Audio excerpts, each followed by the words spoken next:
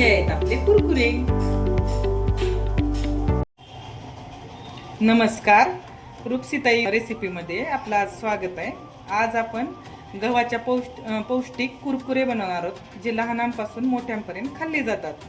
तर ही कुरकुरे आपण बाजारातून विकत न आणण्यापेक्षा घरी जर बनवले तर हे कुरकुरे खायला पौष्टिक आणि लेकरांना डब्यासाठी उपयुक्त ठरतील। यासाठी लागणारं साहित्य: 1 वाटी गव्हाचं पीठ जे आपण चाळून घेतलेलं आहे, 2 चमचे रवा लागणार आहे आपल्याला, तो पण आपण चाळून घेतलेला आहे, 2-4 काळी मिरी, जिरे, ओवा आणि चवीपुरतं मीठ।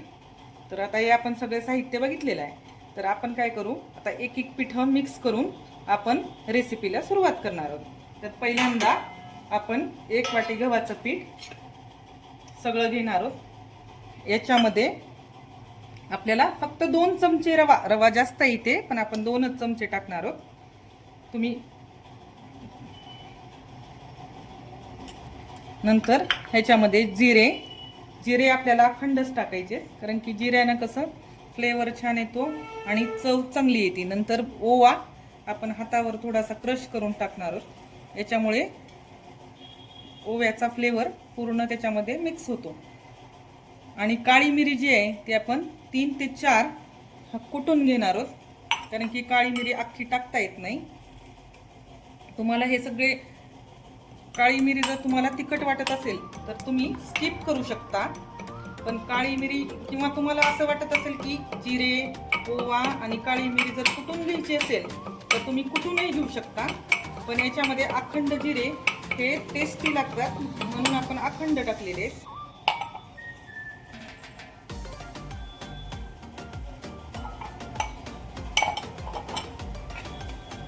आता याच्यामध्ये आपण मीठ टाकणार आहोत। मीठ तुम्ही चवीनुसार टाकू शकता किंवा चमच्यानं वगैरे पण तुम्ही 1 चमच्यापेक्षा पण कमी टाकू शकता। थोडंसं आपण कोमट तेलाचं, म्हणजे जास्त कडक नाही पण कोमट तेलाचं मोहन घालणार आहोत। आता आपण जास्त गरम नाही, 2 ते 3 चमचे कोमट तेल टाकणार आहोत। इथं मी 3 चमचे कोमट तेल टाकलेलं आहे। आणि थंड पाण्यातच आपण, तोपर्यंत गॅस बारीक करून घेऊया, थंड पाण्यातच आपण हे मिश्रण काढून घेऊया। पण त्याच्या आधी हे सगळं मिश्रणाला एकत्र घेऊया। तुम्ही दोन्ही हाताने चोळून घेतलात तरी चांगलं आहे।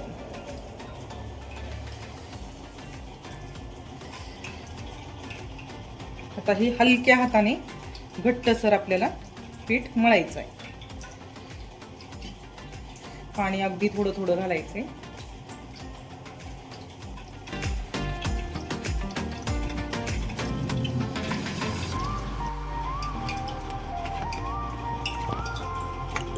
चांगलं मळून घ्यायचंय पीठ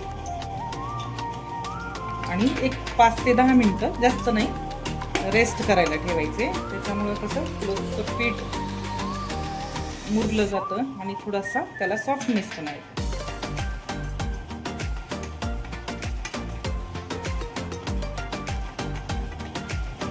10 मिनिटासाठी मळून ठेवले। आता 10 मिनिटानंतर आपण त्याचे कुरकुरे बनवणार आहोत। तोपर्यंत ना तेल तापेपर्यंत पोळपाटाला छान असं तेल लावून घेतलंय आणि आपली पीठ पण जे होतं ते पण छान असं सॉफ्ट झालेलं आहे। ते थोडंसं हातावर असं मळून घ्यायचं आणि ह्याची पातळ अशी आपण पोळी लाटून घेणार आहोत।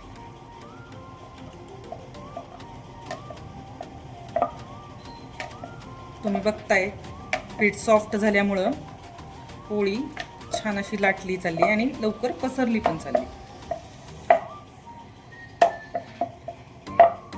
जास्त मेहनत नाहीये ह्याला।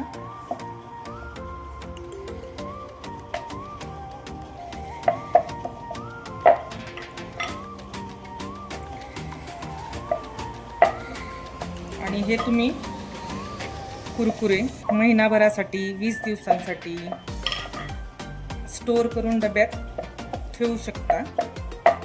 आता ही पोळी लाटून घेतली आहे मी, पण ही जास्त अशी जाड पण नाहीये आणि जास्त पातळ पण नाहीये। तर आपण सुरीनं काय करणार आहोत, ह्याला कुरकुरेसारखे असे काप काढून घेणार आहोत। जे बाहेरचे कुरकुरे असतात ना तशी मुलांना दिसावेत असे काप काढून घेणार आहोत, अगदी पातळ लेअरमध्ये.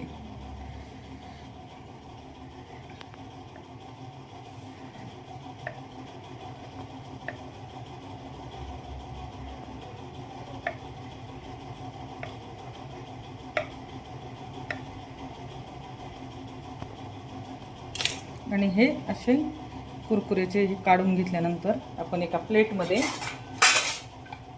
काढून घेऊया. टाकली तरी हे ना तेलामध्ये मोकळे होते.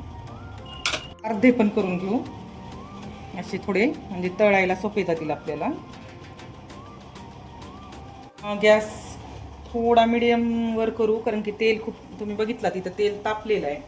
आता ह्याच्यामध्ये आपण बारीक गॅस करून ते सोडायचे. जास्त मोठा गॅस नाही करायचा आपल्याला.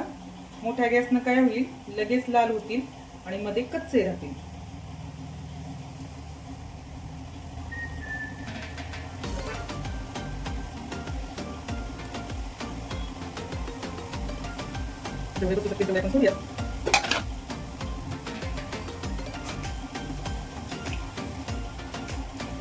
छान बारीक फ्लेमवर मधून पूर्ण कुरकुरीत होईसारखे आणि थोडासा ब्राऊन कलर येईसारखा आपण तळून घेणार आहोत.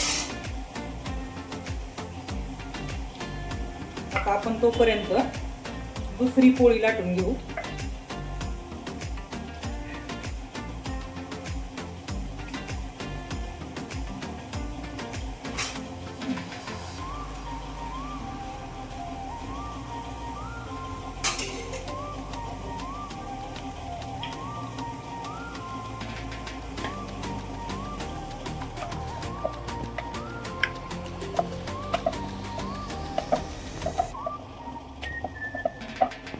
पहिला मी तळून घेतला आणि आता हा दुसरा टाकलाय.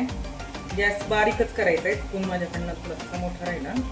तुम्ही बारीक गॅसवर हे करा, तळून घ्या. ह्याला काही जास्त मेहनत नाहीये. आणि तुम्ही बघितलात 1 वाटीच पीठ घेतलं होतं आपण, पण त्याच्यापासून आणखी मला वाटतंय 2 पोळ्या आणखी, म्हणजे 4 पोळ्यांचं मिश्रण होतं हे. आणि भरपूर असं प्रमाणात हे कुरकुरे बारीक गॅसवर छान तळून घ्यायचे. रंग बघायला तुम्ही आता गुलाबीसर रंग यायलेला आहे ह्याला. ह्याला फक्त एक काळजी घ्या, मोठा गॅस करू नका.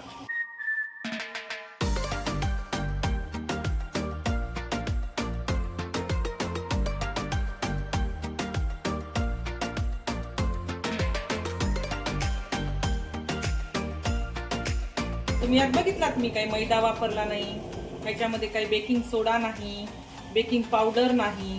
हे केवळ गव्हाच्या पिठाचे आहेत. आणि तुम्ही केल्यानंतर बघा, तुम्ही सुद्धा म्हणताल किती कुरकुरीत झालेत.